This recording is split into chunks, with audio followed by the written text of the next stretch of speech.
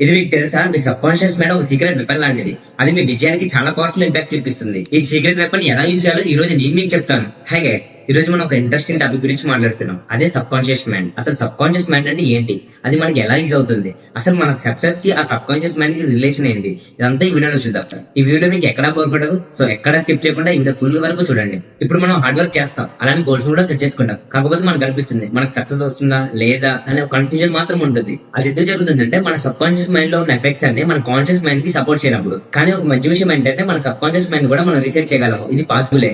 మన subconscious mind ని మన పాజిటివ్ గా అలగైన్ చేయడం వల్ల మనకు చాలా యూజెస్ ఉంటాయి. మెయిన్లీ మన సక్సెస్ పొందగలం. సో ఈ వీడియో చాలా ఇంట్రెస్టింగ్ గా ఉండబోతుంది. లాస్ట్ వరకు చూడండి, ఎక్కడ స్కిప్ చేయకుండా. ఫస్ట్ స్టెప్ ఏంటంటే పాజిటివ్ అఫర్మేషన్. మీరు మార్నింగ్ లేవగానే మీకు నచ్చిన గోల్స్ గానీ ఆర్ బిలీఫ్స్ గానీ పాజిటివ్ గా చెప్పుకోవడం స్టార్ట్ చేయాలి. లైక్ ఎలా అంటే, నేను కాన్ఫిడెంట్ గా ఉంటాను, నాకు నచ్చిన జాబ్ నేను సంపాదిస్తాను, అండ్ ఫైనాన్షియల్ స్టేటస్ కూడా పెంచుకుంటాను. ఇలాంటి పాజిటివ్ వర్డ్స్ అని మీ సబ్ కాన్షియస్ మైండ్ లో స్టోర్ అయ్యి అది నీకు మోటివేషన్ లాగా వర్క్ అవుతుంది. Second step visualization. మన సబ్ కాన్షియస్ మైండ్ అనేది మన విజువల్స్ ని చాలా పవర్ఫుల్ గా యాక్సెప్ట్ చేస్తుంది. సో అందుకే మీరు మీ గోల్స్ ని అచీవ్ చేసిన ఫీలింగ్ రోజుకి 10 minutes ఇమాజిన్ చేసుకోండి. లేదంటే మీకు మీ డ్రీమ్ కానీ డ్రైవ్ చేసినట్టు ఇమాజిన్ చేసుకోండి. లేదంటే ఏదైనా స్టేజ్ పైన అవార్డు తీసుకున్నట్టు ఇమాజిన్ చేసుకోండి.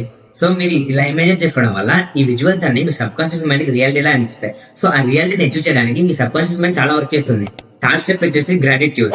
మన సబ్ కాన్షియస్ మైండ్ రీసెర్చ్ చేయడానికి మన లైఫ్ లో ఆల్రెడీ ఉన్న విషయాలకి థ్యాంక్స్ చెప్పడం నేర్చుకోండి.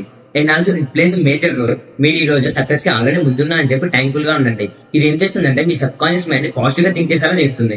ఎగ్జాంపుల్ గా మీ హెల్త్ కి థ్యాంక్స్ చెప్పుకోవడం, లేదా మీ పేరెంట్స్ కి థ్యాంక్స్ చెప్పుకోవడం, ఇలా చేయడం వల్ల మీ సబ్ కాన్షియస్ మైండ్ లో చాలా పాజిటివ్ థింగ్స్ అనేవి క్రియేట్ అవుతాయి. ఫోర్త్ అండ్ ఫైనల్ స్టెప్ అదే మెడిటేషన్. మన సబ్ కాన్షియస్ మైండ్ లో ఉన్న నెగిటివిటీ అంతా క్లియర్ చేయాలంటే మనం చాలా రిలాక్సేషన్ తో ఉండాలి.